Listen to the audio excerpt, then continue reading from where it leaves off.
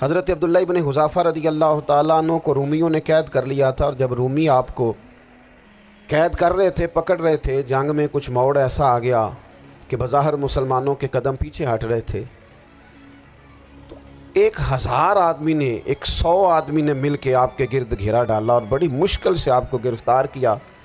جب بادشاہ کے سامنے لے گئے نا، تو بادشاہ سے اس کا سپہ سالار کہنے لگا کہ بندہ ضائع کرنے والا نہیں۔ یہ بات سمجھیں آپ، ہماری طبیعت کے مطابق جو بندہ پورا نہیں اترتا ہم ضائع کر دیتے ہیں، حالانکہ اگر آپ کو مخالف صف میں بندہ کام کا نظر آئے تو آپ غور فرمائیں کہ یہ ہمارے قافلہ محبت میں کیسے شامل ہو سکتا ہے، اس کے لیے جد و جہد کریں تاکہ اس سے کام لیا جا سکے۔ اس نے کہا، روم کے بادشاہ نے، بندہ ضائع کرنے والا نہیں۔ وزیر نے کہا بادشاہ سے، اس نے کہا کیا کریں؟ کچھ ایسا کریں کہ یہ معاذ اللہ ہمارے دین میں آ جائے۔ اور قرآن مجید نے واضح کہہ دیا ہے کہ یہودی اور عیسائی تم سے راضی نہیں ہو سکتے حتی تتبع ملتہم، جب تک کہ تم ان کے دین کی پیروی نہ کرو۔ ان کو کسی طریقے سے معاذ اللہ عیسائی بنایا جائے۔ تو بادشاہ کہنے لگا 2-3 چیزیں ہیں جس سے کوئی بندہ بھی خریدا جا سکتا ہے، کر لیتے ہیں بات۔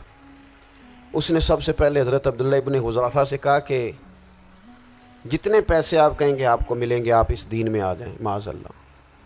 تو حضرت عبداللہ ابن حذافہ نا، کچھ لوگ بڑے سیانے ہوتے ہیں، بردبار ہوتے ہیں، بعض باتوں پر غصہ نہیں کرتے، ہنستے ہیں۔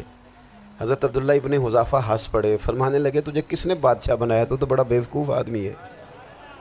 اس نے کہا کیا مطلب؟ فرمانے لگے نادان، میں تو تلوار لے کے میدان میں آیا ہوں، مجھے دولت کمانی ہوتی میں تجارت کرتا، میں تجارت نہیں کر رہا، میں تو شہادت کے لیے نکلا ہوا ہوں، اور تو مجھے کہہ رہا ہے پیسے لے لے، کو عقل کی بات کر۔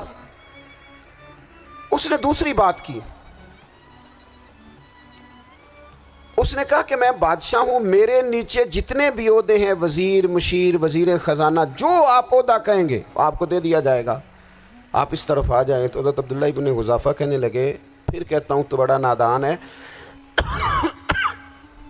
فرمانے لگے میں حضور کا صحابی ہوں، اور صحابی ہونے سے بڑا عہدہ دنیا میں ہے ہی کوئی نہیں۔ صحابہ وہ صحابہ جن کی ہر صبح عید ہوتی تھی، خدا کا قرب حاصل تھا، نبی کی دید ہوتی تھی۔ کہا تو مجھے لالچ دے رہا ہے۔ اب انہوں نے ایک نئی چال چلی۔ وزیر کہنے لگا کہ میں ایک اور طرح سے معاذ اللہ کوشش کرتا ہوں پگھلا دینے کی۔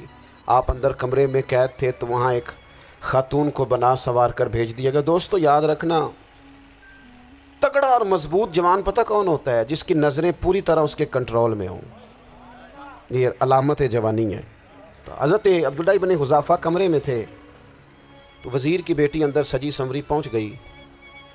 جیسے ہی آپ نے اس کفر کی چال کو دیکھا تو تیمم کر کے نفل شروع کیے۔ وہ ساری رات بیٹھی رہی، رب کا بندہ ساری رات عبادت کرتا رہا۔ عبادت بڑا سہارا ہے، مصلی بڑا سہارا ہے اللہ کے بندوں۔ صبح دروازہ کھولا، وزیر نے اپنی بچی سے پوچھنا چاہتا تھا رزلٹ کیا نکلا، تو وہ کہنے لگی پیچھے ہٹ جا، اب تیرا میرا تعلق کوئی نہیں، میں نے نبی پاک کا کلمہ پڑھ لیا۔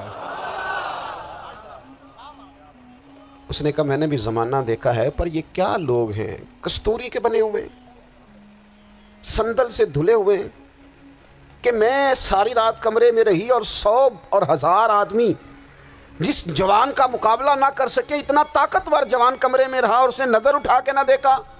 او کچا رنگ للاری والا جڑا چڑھدا تے لیندا رہندا ہے، اے عشق تیرے دا رنگ محمد چڑھیا پھر نہیں لیندا۔ میں کہا ایک دفعہ نظر اٹھا کے نہیں دیکھا، کمال ہو گئی۔ اتنے بڑے لوگ، اتنی بڑی سعادت مندی، فیروز بختی، معاملہ فہمی، حد ہو گئی۔ اللہ اکبر۔